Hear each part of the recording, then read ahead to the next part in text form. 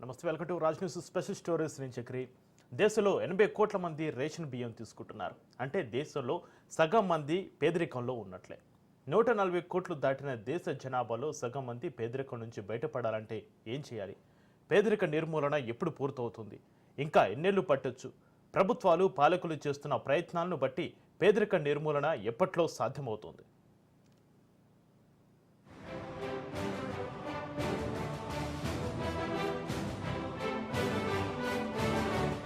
దేశంలో పేదరిక నిర్మూలనపై అనేక రకాల సూచనలు జరుగుతుంటాయి. అయితే వాటిని ఎవరూ సీరియస్గా తీసుకుంటున్న దాఖలాలు లేవు. తీసుకుంటున్నట్లు కనిపిస్తారు. ఏదేదో హడావుడి చేస్తుంటారు. దేశవ్యాప్తంగా అటు కేంద్రంలోనూ ఇటు రాష్ట్రాల్లోనూ ఇలాంటివి ఓపెన్ సీక్రెట్. విజన్ 2029, విజన్ 2047 స్లోగన్స్తో ఎజెండాలు తయారు చేసి చేస్తున్న ప్రయత్నాలు గతంలోనూ జరిగాయి, ఇప్పుడు జరుగుతున్నాయి, ఇక ముందు కూడా జరుగుతాయి. అయితే ఆ స్లోగన్స్ ఎజెండాలు ఏమయ్యాయో, ఎంతవరకు పూర్తయ్యాయో క్లారిటీ ఉండడం లేదు. నేతలు అధికారులతో పాటు పబ్లిక్ కూడా ఆ గణాంకాలను పెద్దగా పట్టించుకుంటున్న దాఖలాలు లేవు. ఎన్నికల ముందు దేశం వెలిగిపోతోంది, రాష్ట్రం వెలిగిపోతుంది, అభివృద్ధి పథంలో అంటూ పాలక పార్టీలు పెద్ద ఎత్తున ప్రచారాలు, ప్రతిపక్షాలు అంతే స్థాయి విమర్శలు అందరికీ తెలిసినవే. అయితే ఇప్పుడు అసలు పాయింట్ ఏమిటంటే, దీనిపై సీరియస్గా అందరూ ఆలోచించే పరిస్థితి వచ్చినట్లుగా కనిపిస్తోంది. దీనికి కారణం ఇన్ఫోసిస్ సహా వ్యవస్థాపకులు నారాయణమూర్తి చేసిన కామెంట్స్ మన దేశంలోనే కాదు, ప్రపంచమంతటా హాట్ టాపిక్గా మారాయి.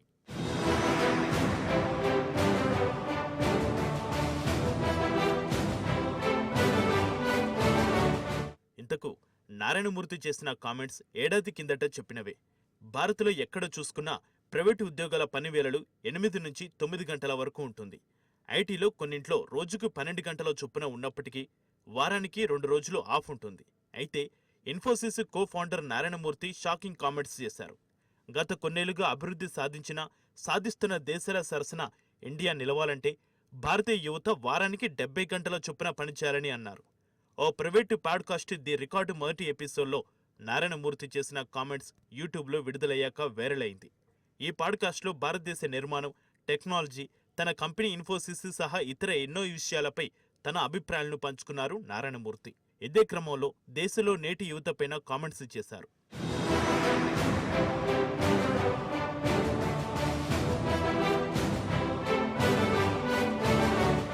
భారత్లో పని ఉత్పాదకత ప్రపంచంలోనే అతి తక్కువగా ఉందని చెప్పారు నారాయణమూర్తి. ఇదే క్రమంలో చైనా సహా ఇతర దేశాలను అందుకోవాలంటే భారత్లోని యువత అదనంగా పనిచేయాల్సిన అవసరాన్ని నొక్కి చెప్పారు. రెండో ప్రపంచ యుద్ధం తర్వాత జపాన్, జర్మనీ వంటి దేశాలు ఇదే పాటించి సక్సెస్ అయ్యాయని పేర్కొన్నారు. భారతదేశంలో పని ఉత్పాదకత ప్రపంచ దేశాల్లో చాలా అత్యల్పంగా ఉంది. మన వర్క్ ప్రొడక్టివిటీ పెంచుకోకుంటే నిజమేంటో తెలియదు, కానీ ఎక్కడో ఒక చోట ఏదో ఒక స్థాయిలో ఉన్న మనం రోజు చూస్తున్న అవినీతిని దేశంలో నిర్మూలించకపోతే, దీనికి సంబంధించి త్వరగా నిర్ణయాలు తీసుకోకుంటే ఇటీవలి కొన్నేళ్లలో గణనీయ ప్రగతి సాధించిన దేశాల సరసన మనం నిలవలేం అని నారాయణమూర్తి చెప్పారు. అందుకే యువత తనకు తానుగా ఆలోచించి భారతదేశ వృద్ధి కోసం పాటుపడేందుకు వారానికి 70 గంటలు పనిచేసేందుకు కట్టుబడి ఉండాలని నారాయణమూర్తి అన్నారు.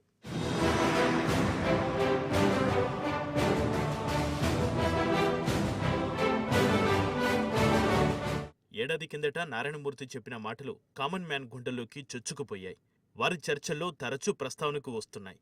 దేశంలో ఏ నాయకుడు ఎన్ని రకాల గణాంకాల అసూగా చెప్పి ఆకట్టుకున్నా అవన్నీ తాత్కాలికమే. పెద్దగా గుర్తుపెట్టుకుని స్పందించిన దాఖలాలు లేవు. కానీ నారాయణమూర్తి చెప్పాక ఈ కామెంట్స్ జనంలోకి సూటిగా వెళ్లిపోయిన పరిస్థితి కనిపిస్తోంది. ఐటీ ఉద్యోగులు, ఎన్జీఓలు, సామాజిక సేవాభావం ఉన్నవారు నారాయణమూర్తి కామెంట్స్ను తరచూ సోషల్ మీడియాలో షేర్ చేస్తున్నారు. కొన్ని విమర్శలు కూడా వచ్చాయి. అయితే విమర్శలను లెక్క చేయకుండా నారాయణమూర్తి మరోసారి ఇవే కామెంట్స్ రిపీట్ చేశారు. కోల్కతాలో జరిగిన ఓ కార్యక్రమంలో పాల్గొన్న నారాయణమూర్తి వారానికి 70 గంటలు పనిచేయకుంటే పేదరికాన్ని ఎలా అధిగమించగలమంటూ ప్రశ్నల వర్షం కురిపించారు. దేశంలో 80 కోట్ల మంది ఉచిత రేషన్ తీసుకుంటున్నారంటే ఇంకా 80 కోట్ల మంది పేదరికంలో ఉన్నట్లేగా అన్నారు.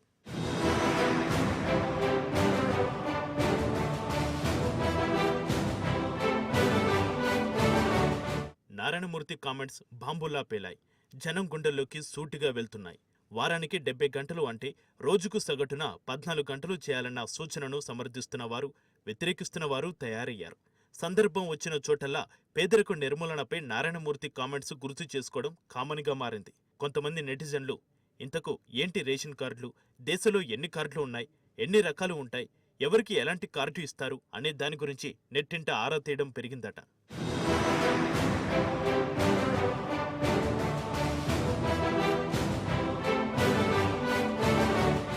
భారతదేశంలోని దరిద్ర రేఖకు దిగున ఉన్న పేదల కుటుంబాలకు రేషన్ కార్డులు జారీ చేస్తారు. ఈ రేషన్ కార్డులో కుటుంబ సభ్యులందరి పేర్లు ఉంటాయి.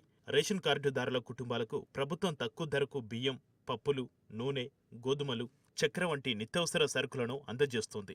ప్రస్తుతం అయితే బియ్యం ఉచితంగానే అందజేస్తున్నారు.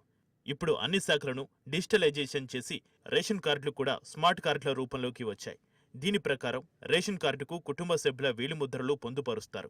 రేషన్ షాపుకి వెళ్లిన ప్రతిసారి వేలిముద్రను నమోదు చేయడం ద్వారా మాత్రమే రేషన్ తీసుకుంటున్నారు. ఒక్కో రేషన్ కార్డులో 4 కుటుంబ సభ్యుల మాదిరిగా చూసుకుంటే దేశంలో 20 కోట్ల కుటుంబాలు పేదరికంలోనే ఉన్నాయని అర్థమవుతుంది. 3 పూటలా సరైన పౌష్టిక ఆహారానికి నోచుకునే వారని చెప్పుకోవచ్చు.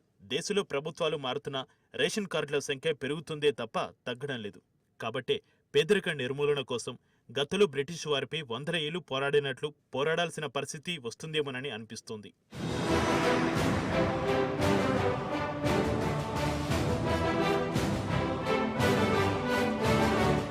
భారతదేశం అభివృద్ధి చెందాలంటే యువత వారానికి 70 గంటల పాటు పనిచేయాలని గతంలో ఇన్ఫోసిస్ కో ఫౌండర్ నారాయణమూర్తి చేసిన వ్యాఖ్యలు దుమారం రేపిన సంగతి తెలిసిందే. అప్పట్లో ఆయన చేసిన ఈ వ్యాఖ్యలపై దేశవ్యాప్తంగా ఉన్న పారిశ్రామికవేత్తలు, ఐటీతో సహా ఇతర ఉద్యోగులు భిన్నాభిప్రాయాలు వ్యక్తం చేశారు. అయితే తాజాగా నారాయణమూర్తి మరోసారి తన వ్యాఖ్యలను సమర్థించుకున్నారు. వారానికి 70 గంటల పాటు పనిచేయకుంటే దేశంలో ఉన్న పేదరికాన్ని ఎలా అధిగమించగలం అంటూ చేసిన ప్రశ్నలు అందరినీ ఆలోచింపచేస్తున్నాయి. ప్రభుత్వాలు, పాలకులు పేదలకు ఉచిత బియ్యం గురించి గొప్పలు చెప్పుకోవడం మాని చిత్తశుద్ధితో ప్రయత్నాలు చేయాలని జనం స్పందిస్తుండడం లేటెస్ట్ డెవలప్మెంట్. మరి రానున్న రోజుల్లో కార్యాచరణ మొదలవుతుందా, ఉధృతం అవుతుందా, ఉద్యమ రూపం దాల్చి మరో స్వాతంత్ర పోరాటంలా కొనసాగుతుందా, పేదరిక నిర్మూలన కళ సాకారం అయ్యే రోజు వస్తుందా? వేచి చూద్దాం.